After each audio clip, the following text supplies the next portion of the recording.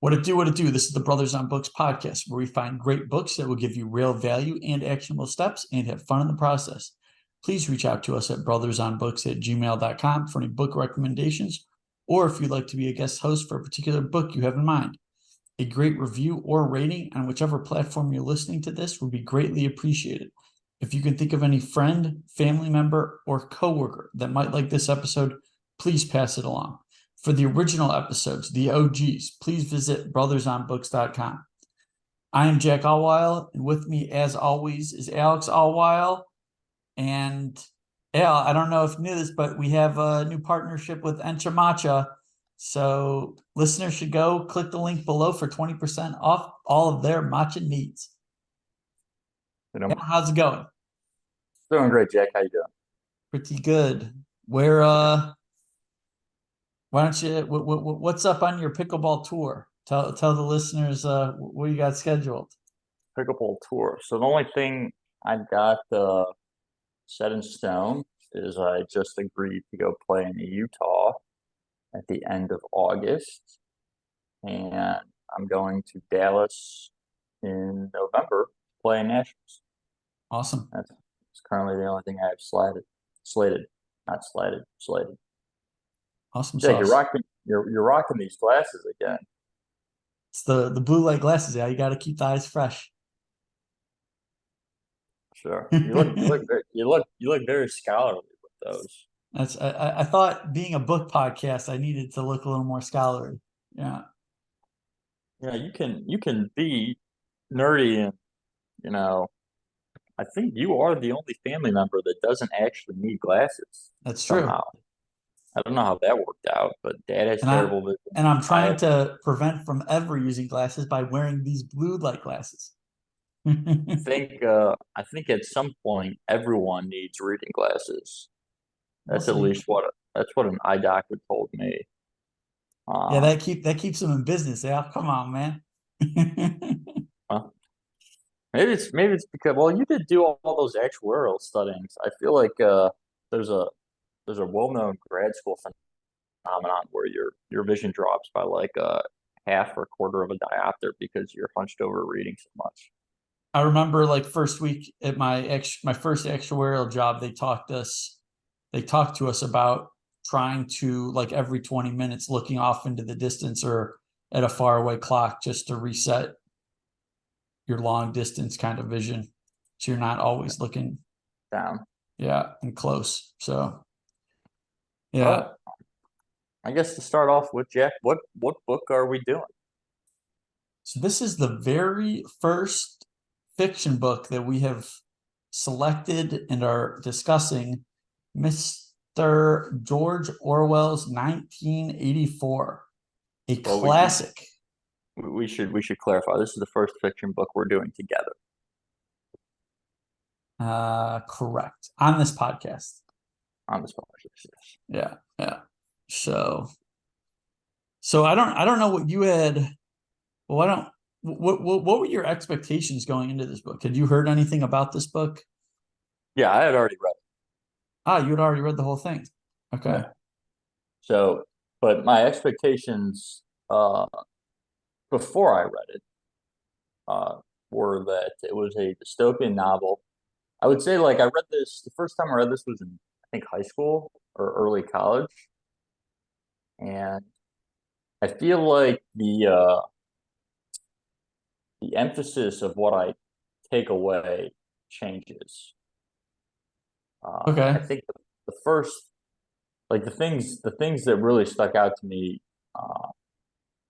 I guess changed. Like initially, what I really like focused on was like, oh my God, like people are always watching you and always listening to you, and like they're worried about everything you do. But this last time I read the book, really, I feel like what I really took away was more or less the meaning of words and how I guess we can get into it a little bit, but how the government uses just more or less propaganda to change the meaning of words, change history, uh, just change everything to show that they can more or less do whatever they want and get people to follow along with it.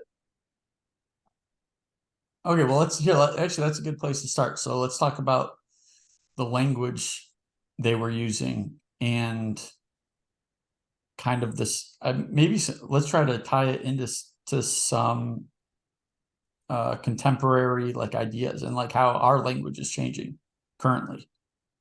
Right. So And I like, think that's probably why I picked up on that so much, because I feel like currently our people are really, I feel like there's a push to change some language now. well, Or okay. So do you think it's so like the way I view it is like today, it seems like a lot of the terms, the definitions are changing right, it and changed. or people are using them differently than I mean, we can go through like I mean, what's a male versus a female, what's a recession, things like that that are just getting redefined on the fly. But in this book, what was kind of interesting, they have this language, they call it is Newspeak the actual language that they keep. Yes, newspeak So is so this is a language that there's people in government that are basically their job is to redefine the language, and basically they're trying to cut down words and more words. And I guess for an example, the one that I remember is they try to get rid of opposites. So like right now we have the word good and the word bad, but they want to like simplify it down. So they might just say good, and then instead of saying bad, they might just say ungood.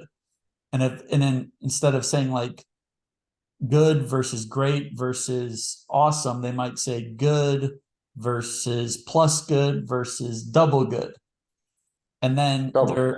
they're trying to like dwindle down. They're trying to cut words out so people basically can't express themselves. Is that kind of how you saw it? Like they basically want to cut down so people can't articulate what they're feeling. Right. And then the total end goal of that is that, I mean, in the book they have the, thought police, which is if you have a bad thought more or less against the government entity, which is referred to as Big Brother, they more or less in the middle of the night come and take you. So the end goal of Newspeak is to make it such that the citizens cannot create or cannot have thought crimes. So you reduce language to such an extent that the citizens cannot think bad thoughts about the government. So they only want, I guess, adoration towards the government and love. Mm-hmm.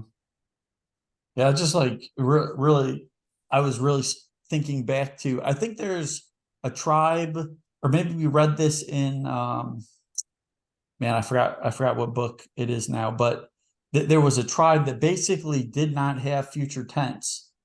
And by not having future tense, they were always living in the present. And some would argue that's probably good that they're like living in the moment all the time, but it structures the way you think and how you live if you don't if you can't think in the future or think in the past, I guess, if there were a language like that, or it just goes to show you how important language really is. Yeah, just as a sidebar, that was from our episode Mastery on the linguist who was looking at the tribes in I believe the Amazon. I don't remember his name though. Okay.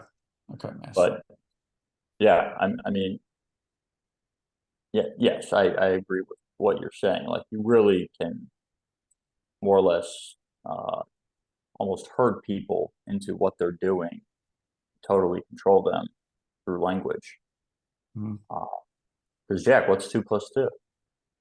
Okay, so I've always heard that people are trying to they kind of just tangentially will say like, yeah, pretty soon we'll be saying 2 plus 2 is 5. And I guess they got that from this book because Yeah, that's where the where it came government from. is basically trying to bend reality. And it's very, yeah, this is very interesting. I mean, the issue there is it's like they're so blatantly doing it. Like they're just telling you. The point Uh-huh. is, I feel like the point at the end is they're telling you something that you know is false, but they're getting you to go along and believe it. So I guess the context of that is the main character, Winston Smith, at the end of the book is being tortured by someone you originally think is going to help him overtake this more like authoritarian government named O'Brien, and O'Brien ends up being working very in-depthly for the government, Uh-huh. and he's more or less torturing Winston until Winston won't just admit that 2 plus 2 is 5, but he actually the end goal of the torture is to make him actually believe that 2 plus 2 is 5. Uh-huh. You sort of, I don't really know if I ever actually believe that Winston believes that 2 plus 2 is 5, but he says it to just make it stop. And then at points, you get the gist that he does actually believe that it is actually 5. And then Yeah. it's this whole thing about like mentally tricking yourself to actually think that it is, even though you know that it's not. Also, the government, just all for the fact that the government can essentially just say, or in the book, the government is referred to as Big Brother.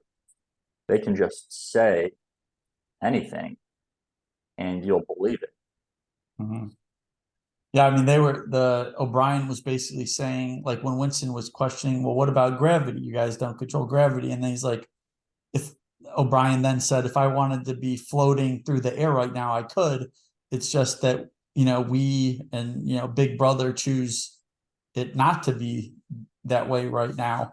And he's really trying to just bend everything. But yeah, so it's a wild story. Another thing that I guess the way I viewed this book, it's like exactly why you should respect our laws for freedom of religion, freedom to assemble, and free speech, because all those are basically violated in this book. And it seemed to me to like, because it sounded like a lot of these people were working a lot. They basically were restricted on how much free time they had. And they were basically trying to restrict the like their ability to assemble and like talk and do things behind the government's back. Mom, Um, they're also trying to restrict how much alone time they have. right. Yeah. All of their free time they were to be spent in like these community activities that they didn't really want to be doing. Uh-huh. Uh, so it was looked down upon if you were by yourself. The other Okay. thing. Uh-huh. So no, go ahead. Well, I was just gonna say, so how do we view or where have we seen, like, would you say like the lockdown? I mean, a lot of like the religious groups were saying that's like a violation of our, our right to practice religion and assemble. Um, I guess how do we it yeah, I guess how do you I don't even know what I'm trying to ask. Like, do you see that as like the government was just blatantly trying to not allow people to talk about, COVID or what was going on? Or did Yeah, I don't know if they were trying to stop people from talking about COVID because everyone has access. Well, the vast majority of the population has access to the internet, and they can't. I don't feel like you can police. I mean, this sort of gets into a different thing. It's like the government policing through like corporations of big tech, like because uh, there are arguments to be made that certain things on Twitter and Facebook and whatever get flagged or censored from a political standpoint way more than other opinions that aren't necessarily false. Like the original the original thought that the COVID virus came from a lab was highly censored in 2020. Now that opinion is, while I don't think it's been proven, like people are willing to talk about it, but in March or April of 2020, like if you said that online, your post was getting taken down. uh-huh. Uh, so whether or not so who's doing the censoring there? Is it the government or is it like the individual corporation entities. Uh-huh. So like I don't know if you followed it up with like when Musk released his Twitter files, that's what that reporter was sort of saying, that there was direct, I believe that the government was in cahoots with Twitter of like what should be censored. I don't know if they actually ever found anything that supported that. I didn't really follow it, but I believe that was the argument. Uh-huh. Okay. Interesting. But that's definitely like it's definitely politically. I feel like there is definitely some truth to there's political leanings and like who is being censored off of Facebook and Twitter. Uh-huh. So that's censorship in a way. Uh, Okay, I guess the next thing I guess I was thinking of talking about was this idea. So basically in London or whatever, where this book is taking place, um the government kept kind of changing the past, and they have this idea that whoever controls the past controls the future, and whoever controls the present controls the past, and that they basically would just from one day to the other, um we're at war with no longer, we're at war with Eurasia. We've always been at war with Eurasia, even though everyone knew, just like the last week, they were at war with East Asia. Or so, I guess, how do you kind of view, like, how do we go about figuring out what is actually correct, and how do we think about our sources for information? Like, because yeah, like the winners kind of get to write the history and write what happened. And so how do we, yeah, how should we go about thinking about yeah, these types of things? yeah, that's a great question. So I guess from like a work related standpoint, I used to when I would read journal articles, like I would kind of have, uh, if I was just reading something for the sake of reading it, I would more or less read anything. But if I was then, from like a chemistry standpoint, if I was trying to reproduce what was being talked about in the papers, my I guess my threshold, or like what I would view as reputable, was vastly different. So there's like a hierarchy of like of journals, of like what's good and like what's bad, what you have to be able to show. Uh, there's some journals where independent groups have to go and repeat like the work that you're claiming. So if you have then an independent group like going and doing something and showing that it works, like you then as an independent scientist know that that's reputable, or that it should be. And then if you follow these exact steps, and the steps in the paper would be written out like sort of dummy proof so that anyone could do it, you will get the same result. So, yeah, it's definitely it's a hard question. Like outside of work, I don't have a great answer. I mean, there are people. I feel like you just independently develop people that you listen to, like uh, just because I listen to them a lot, and maybe it's because I agree to them. But like when I hear Peter Schiff say something, I tend to think it's coming from a reputable source, and I trust him. Uh, if I were to hear Alex Jones say something, I'm probably not going to believe him that much. Uh, so I feel like a lot of it comes from more or less who's saying it. If you don't have the ability to go empirically test it yourself, Mhm.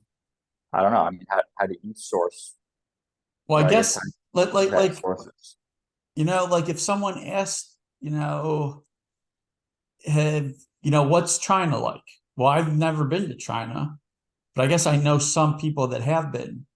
And over time, I've learned to trust some of these people's views, and I trust that they're not lying to me, but I have not verified that China exists. I mean, I have not gone there. But I know enough people, I guess, that I guess I can trust that it does exist.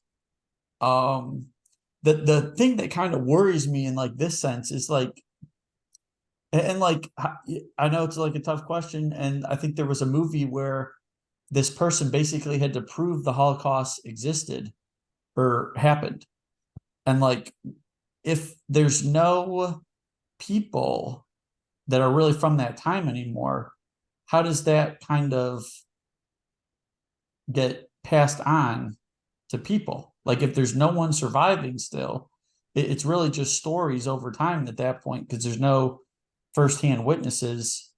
And I guess that part kind of scares me a little. Yeah, I remember I once made the case. Yeah, I agree. Like, how do you verify? Like, how do we know that Julius Caesar crossed the Rubicon in like whatever year, more or less, went and conquered the Celtic lands of modern day England? Like, how do we know that happened? Like, the only account is an account of Julius Caesar, right, from Mhm. his perspective. So you're right. It's like hard to know, but I mean, another good point is like the Bible is taken as like religious doctrine, Mhm. right? But at the end of the day, the Bible was like written by a man. I remember jokingly, probably a couple of years ago, someone was saying something to me like the Bible said something. The Bible says such and such, and I just kind of, with a stupid retort, said like, in 2,000 years, people will be talking about the Church of Harry Potter, and in the year of like 1997 when Harry Potter like killed Voldemort and Okay. freed the peoples. Uh, you know, it's everything. All books are written by people, regardless of what your religious ideations may be. Uh-huh. Uh, yeah, I mean, a lot of it for what you're talking about. So much of it comes to trust from people, Mhm.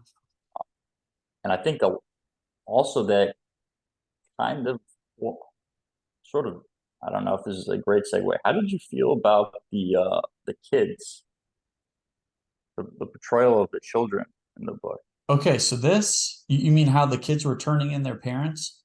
Yeah, Okay, so this I actually think, and we kind of talked a little bit about this in the coddling of the American mind, I think, how um well, in schools at least, there's a lot more, I guess, left leaning teachers. And it's been in a lot of articles about how kids slowly start to hate their parents in college. But like in this book, it seemed like the government, and because the parents were working and had no alone time, and in this environment, they were basically trying to divide the families as much as possible, and the government was trying to train the children into basically being their henchmen. And if the kids overheard their parents saying anything against Big Brother, the kids would basically report them. And I mean, it's kind of crazy to think about. And the weirdest thing was that the one father that had been turned in actually said he was kind of proud of his daughter and that she had been trained well. I don't get it. Um, yeah, but I can kind of see some similarities in the sense that in modern, at least the West, it seems like our family units aren't as strong, and parents tend to try to outsource a lot of the education and the responsibility coming to taking care of their kids, and then they wonder why they turned out the way they did, I guess. And they also wonder why their kids are maybe looking to outsource taking care of their parents. So that's kind of a weird thought too, I guess.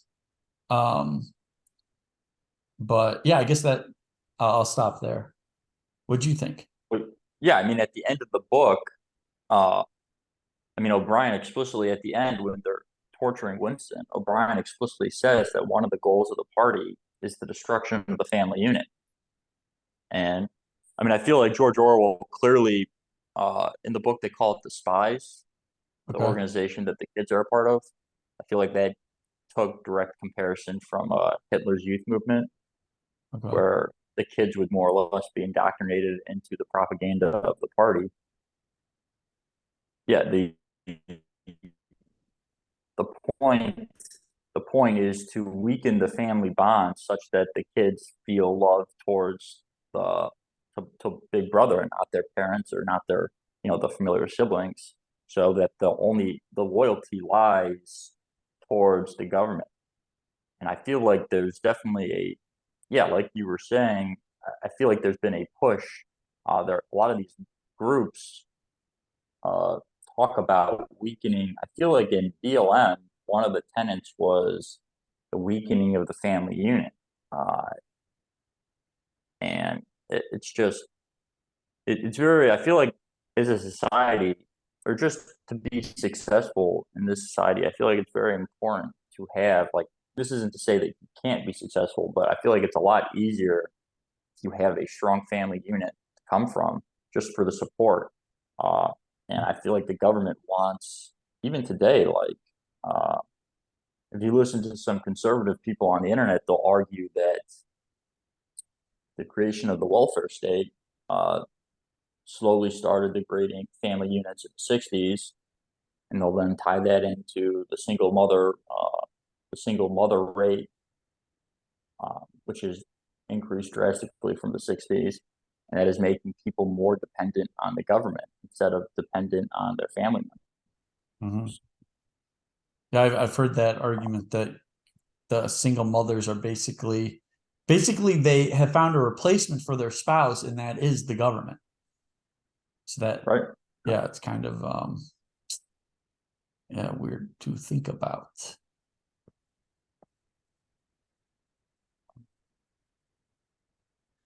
Yeah, I don't know. You got anything else? The other thing I thought was, so in the end they talk about I mean, you sort of touched on this, that in the backdrop of the book they don't even really talk about it that much, that the world is now three superpowers, Oceania, Eurasia, and East Asia, and that two of them are constantly at war with another one, and that's just constantly changing until. But uh what did you think about when Winston was reading out the grand purpose of the war? What were your opinions on that? Um, so let me try to remember. So that was kind of saying they needed people to stay productive, but they didn't want their standard of living to go up too much. Was that basically the gist of it? Yeah, that they were essentially using war just as a means to destroy labor hours and destroy goods. So the citizens would stay impoverished and stay stupid, so they can more or less just be controlled. But the thing that I didn't really understand was, they talk about this hierarchy. So it's like Big Brother, and then it's like the inner party, the outer party, and then the proles. And the proles in this case are more or less just referred to as slaves, but I think it's obviously just proletariat, like the working class. But they even say like the inner party members, the lives they lead would have been less from a standard of living than what they had under this quote unquote terrible system, like the capitalist, like what they had under the capitalist. So I don't understand. I didn't really get why the inner party members, like, they just wanted power for the sake of power, even though, from my understanding of it, was their lives would have been better off if they would have allowed the goods into the system. Hmm. Yeah, that was an interesting part where here, let me pull it up. So okay, so I was kind of wondering that too, because they basically talk about how each of the three regions could have operated independently. Like if you just don't mess with anyone, everyone will be fine. You won't have to spend all this money on the war, and it'd just be peace throughout. Like energy independent. I mean, going back to the end of the world is just the beginning. Like energy independent, fertilizer independent, financially independent. They could have just operated on their own, but the party wanted power for its own sake. And okay, so the part I'm reading this from the book, page 275. The party seeks power entirely for its own sake. We are not interested in the good of others. We are interested solely in power, not wealth or luxury or long life or happiness. Only power, pure power. What pure power means, you will understand presently. We are different from all the oligarchies of the past in that we know what we are doing. Here, I guess I'll read a couple more. All the others, even those who resembled ourselves, were cowards and hypocrites. The German Nazis and the Russian communists came very close to us in their methods, but they never had the courage to recognize their own motives. They pretended, perhaps they even believed that they had seized power unwillingly and for a limited time, and that just round the corner there lay a paradise where human beings would be free and equal. We are not like that. We know that no one ever seizes power with the intention of relinquishing it. Power is not a means, it is an end. One does not establish a dictatorship in order to safeguard a revolution. One makes the revolution in order to establish the dictatorship. The object of persecution is persecution. The object of torture is torture. The object of power is power. And then he asks, now do you begin to understand me? But yeah, I mean, honestly, I can't really relate to this. I feel like I've never really wanted power just for the sake of power. Right. It's just yeah, I found it weird that they would like forego more or less all the benefits of life just to like be able to rule over people. Mhm. Which I find odd. Uh,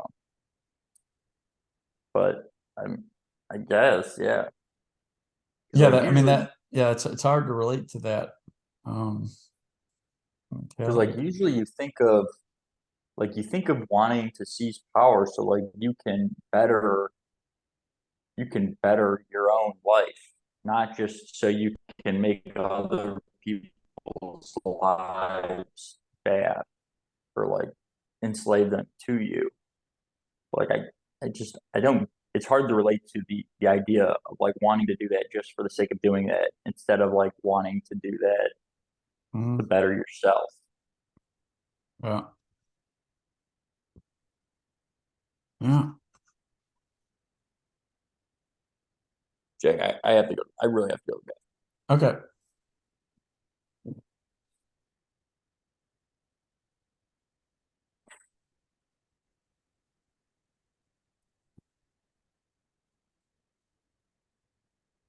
Okay, well, what were we talking about? Um,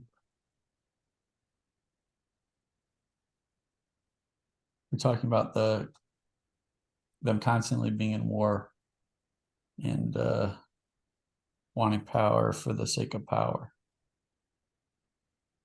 Um, I just thought it was like it's sort of a lot of it. I don't know. Have you ever seen the movie V for Vendetta? sounds super familiar. I don't think I've seen it though. Yeah, I mean, it was another one of those sort of like dystopian government movies where they to establish like a powerful regime, like the government developed some new strain of like a virus, and Uh-huh. it's like, well, what do you do? What do you do when you have like a super strain of like a weapon? And they opted, instead of using it on an enemy, they opted to then use it on their own citizens. They used it on their own citizens, killed like couple 100,000 people. Then they had a vaccine ready. They deployed the vaccine, and then all the people that were in charge of the vaccine, more or less, then shot up and like stole power from the government and implemented a dictatorship where they just seized control of everything. Hmm. Hmm. So I think that there was a point when in the book when Winston's walking around the proles and like a bomb goes off, and Winston kind of is like, who who would have shot that bomb off? And I think one of the proles says it was probably the government, like showing that they're like willing to, attack their own population, Huh. which is more or less obviously the case. Because the end goal is to just keep everyone stupid, I guess, stupid and poor, so they can't rise up and overthrow them. Yep. And keep them, yeah, and keep them dependent on the government. Right, like to always foster dependency. Yeah. And I guess that, I mean, that's another similarity I kind of see with a lot of societies now. People are trying to get more stuff for free without really providing anything. And then it just makes them more and more dependent on the government to provide that. So okay, so what were your like closing last thoughts? What are you taking away from this book? Uh, you know, I it's it's a good read, I would say. It's a good book, interesting. Uh, Sort of depressing, I would say. Like, hopefully we don't. But like the scary thing is, I do see a lot of like obviously this is uh written to a point to make it so obvious. Like I do see a lot of like small similarities to us going to some of these things. I mean, we kind of veered away from it, but you were talking about changing language, like just redefining terms, like even how the CPI is measured is constantly changed. So if you're not looking at how it's being defined, if they're saying that, the inflation rate's always like whatever, like 4 or 5%, but if it's measuring from two different months, if it's measuring like the price of beef, but then if it's measuring versus 1 month versus the price of beef substitute the next month, it's not the same thing. And it's just totally changing. It's just totally changing the word to keep the people thinking that they still have the same amount of material goods. And probably in the middle of the book, one of the subplots is Winston is trying to figure out, are people better off today under Big Brother, or were they better off like, 60 or whatever years ago under a capitalist society? Um, and it's hard to do that if, the way things are defined and the meaning of words is constantly being changed, especially without you knowing it. Yep.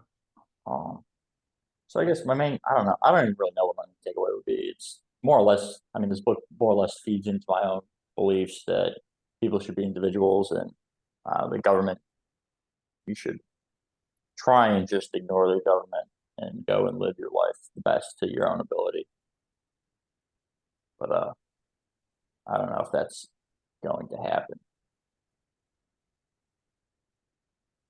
That's good. I think I'm gonna take away. Well, the torture scenes were very intense. I was not expecting that. I never knew about these torture scenes in the book.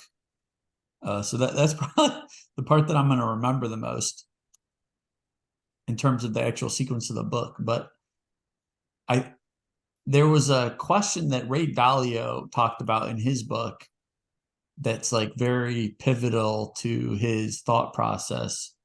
And that kept coming up in my mind while I was reading this.